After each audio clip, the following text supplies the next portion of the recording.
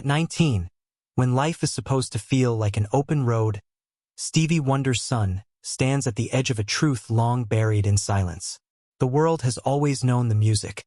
Songs that healed, voices that lifted generations, melodies that promised light even in darkness.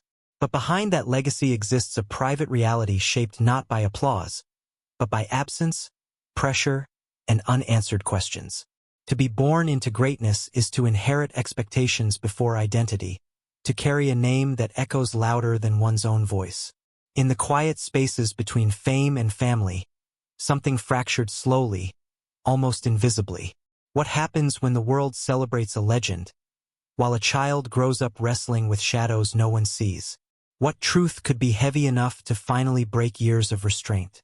At 19, the moment arrives not as an act of rebellion, but as survival.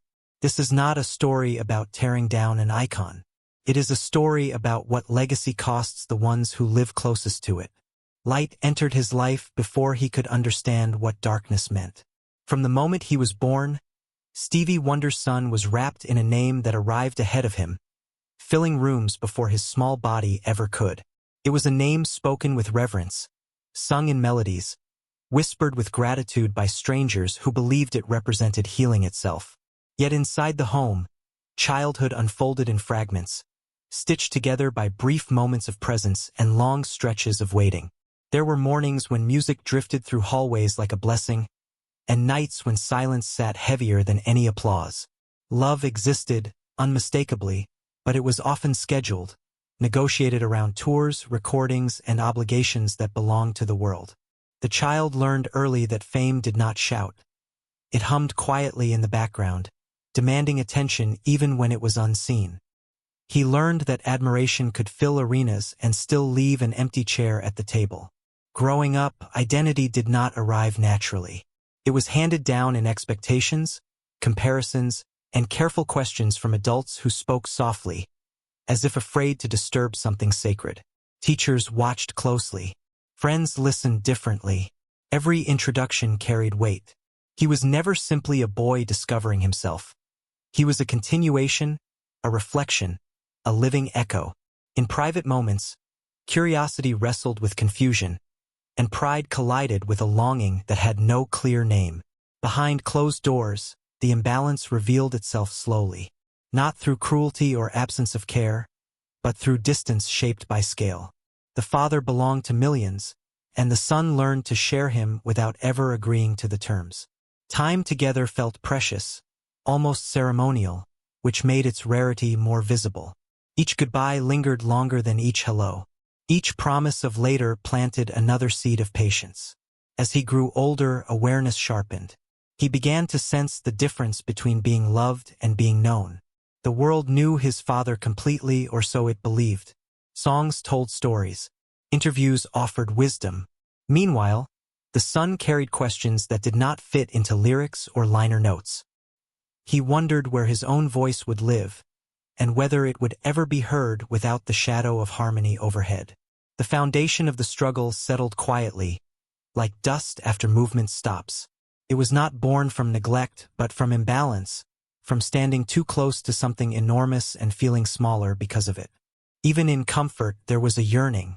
Even in privilege, a hunger. And as childhood faded, a question remained suspended in the air, waiting for an answer that silence could no longer safely hold.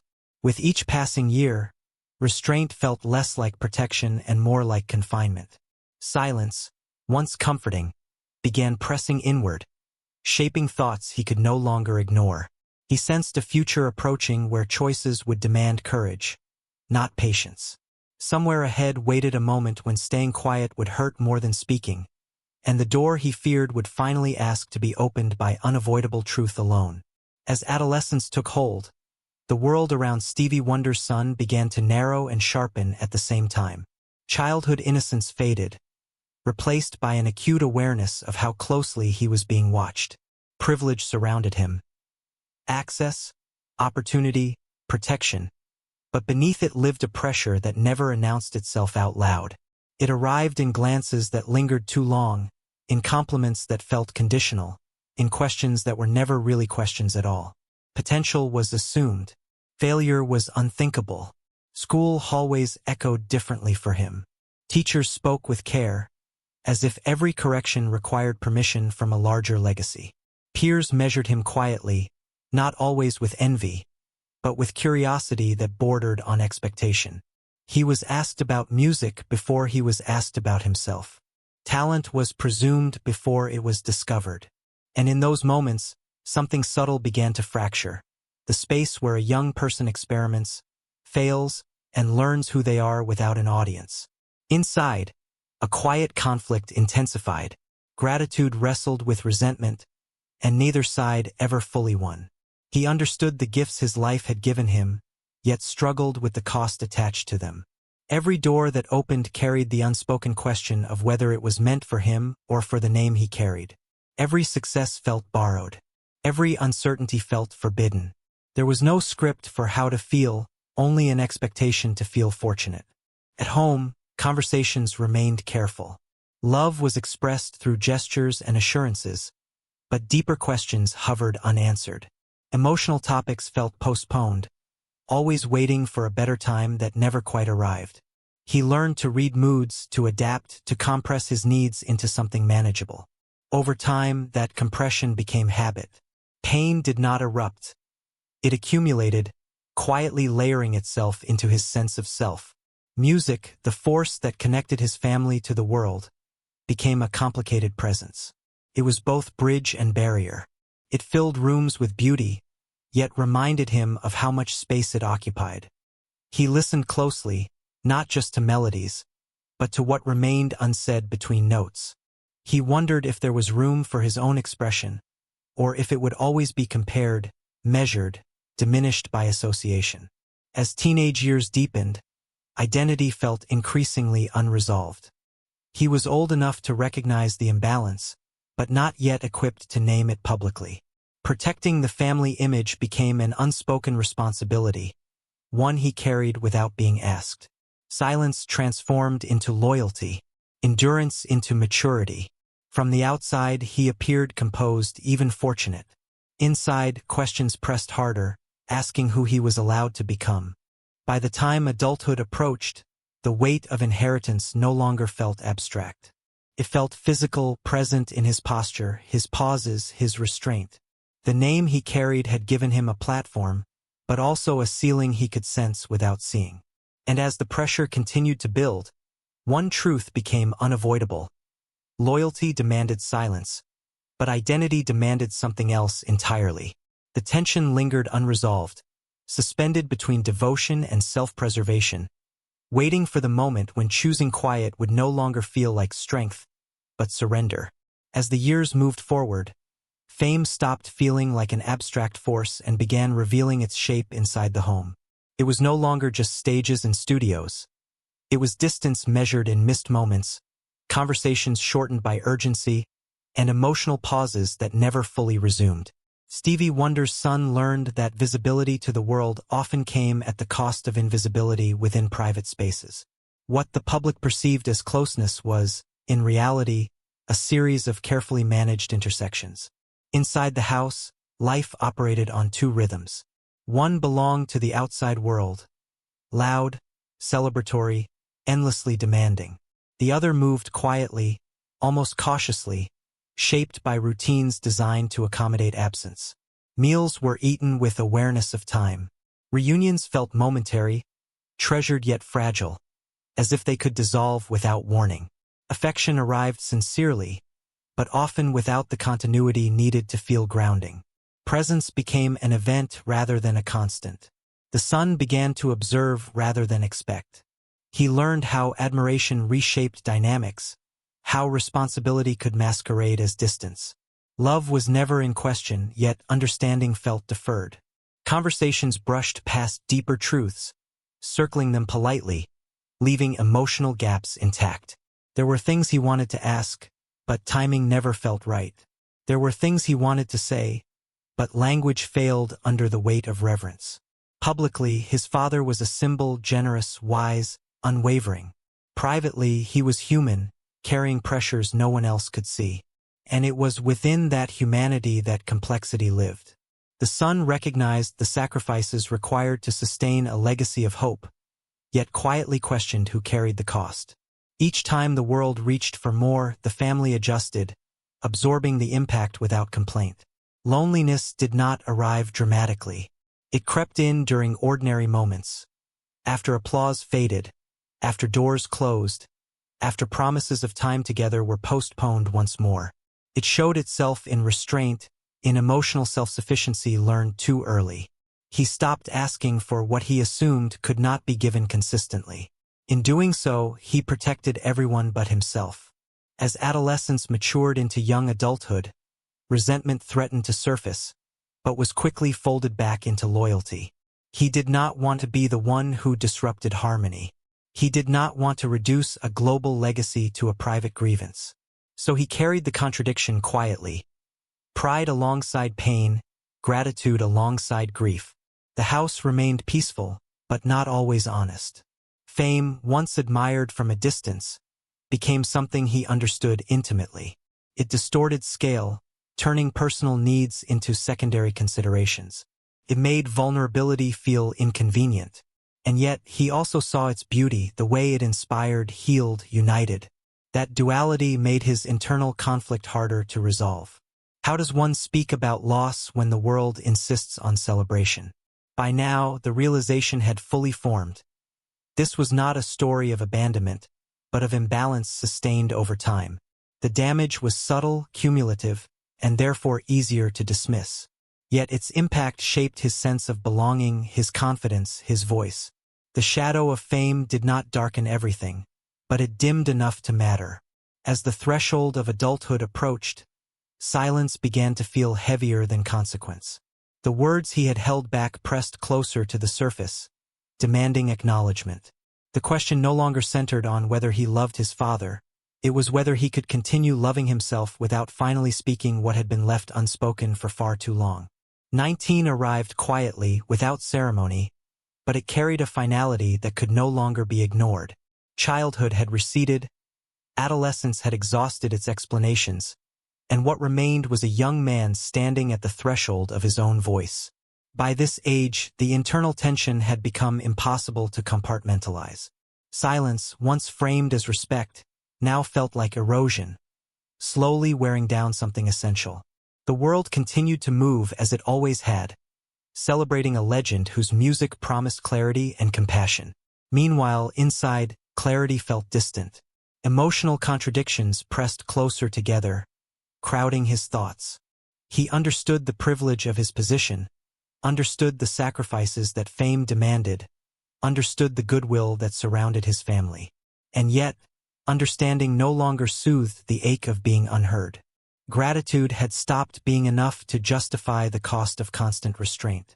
Moments of reflection grew heavier. In quiet rooms, late at night, he replayed years of patience. Every swallowed question, every softened emotion, every instinct to protect the image rather than the truth. He did not feel angry so much as depleted. Carrying silence required energy he no longer had. What once felt like maturity now felt like disappearance. The dark truth forming within him was not scandalous, nor was it designed to shock. It was emotional reality, raw, complicated, and deeply human. It was the truth of growing up adjacent to greatness and learning that proximity does not guarantee connection. It was the truth of loving someone profoundly while still feeling unseen by them. It was the truth of understanding intention while still living with impact. Speaking out did not begin as an act of defiance. It began as necessity. The realization came slowly. If he continued to suppress his experience, he would never truly know who he was outside the shadow he had learned to stand within. Silence no longer felt noble, felt unsafe. The choice ahead was no longer about protecting legacy. It was about survival of identity. Fear accompanied every step toward expression. He anticipated misunderstanding, backlash, and judgment. He knew the public might reduce complexity to headlines, might misinterpret honesty as accusation. The risk felt immense.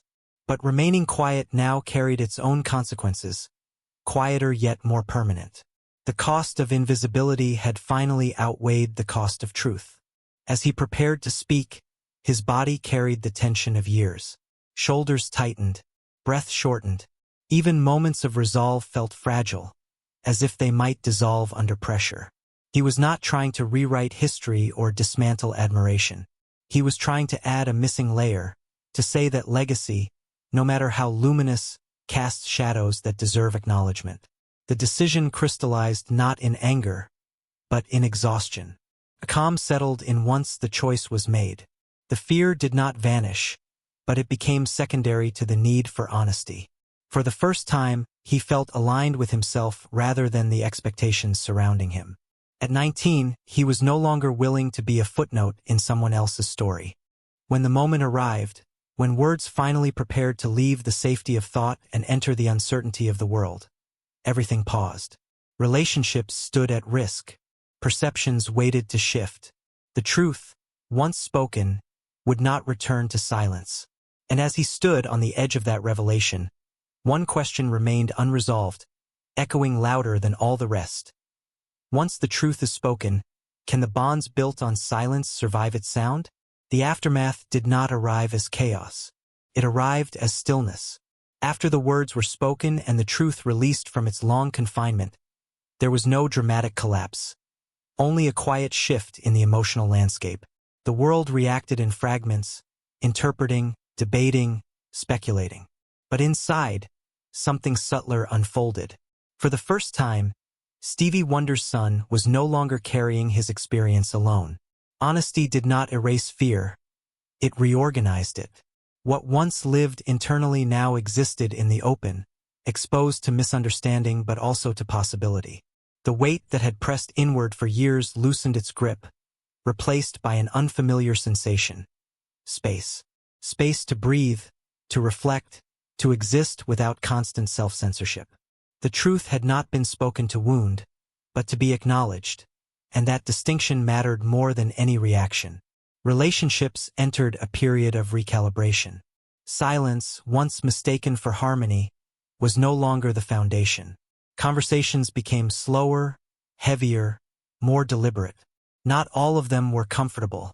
Some revealed distance that had always been there but never named. Others carried the fragile beginnings of understanding. Healing did not arrive as forgiveness or resolution. It arrived as recognition. Legacy itself began to shift shape. It no longer stood as a flawless monument, untouched and untouchable. It became human, layered, complex, capable of holding both inspiration and consequence. The son's story did not dismantle admiration. It deepened it, offering context where myth once lived alone. The music remained powerful. The impact remained undeniable. But now, there was room for nuance, for the truth that greatness often comes with unseen costs. In this new space, identity started to take form. Not as an extension, not as an echo, but as an individual voice shaped by honesty rather than inheritance. He learned that reclaiming oneself does not require rejection of the past, only clarity about it. The courage to speak had not separated him from legacy. It had redefined his relationship to it. Reflection followed, quieter now, less urgent. The questions that once haunted him no longer demanded immediate answers. They could exist without fear. He understood that healing was not a destination but a process, unfolding unevenly, without guarantees. Yet there was relief in knowing the process had begun. At 19, the choice to speak had marked a turning point. Not just for him, but for how stories of greatness could be told. This was not a tale of rebellion, nor of betrayal. It was a reminder that icons are human, and that those who live closest to them deserve to be heard without diminishing what the world loves. As time moved forward, one truth settled with quiet certainty. Legacy is not destroyed by honesty. It is strengthened by it. And in choosing truth over silence, Stevie Wonder's son did not step out of the shadow. He finally learned how to stand within his own light, carrying both the beauty and the weight of where he came from, without being consumed by either.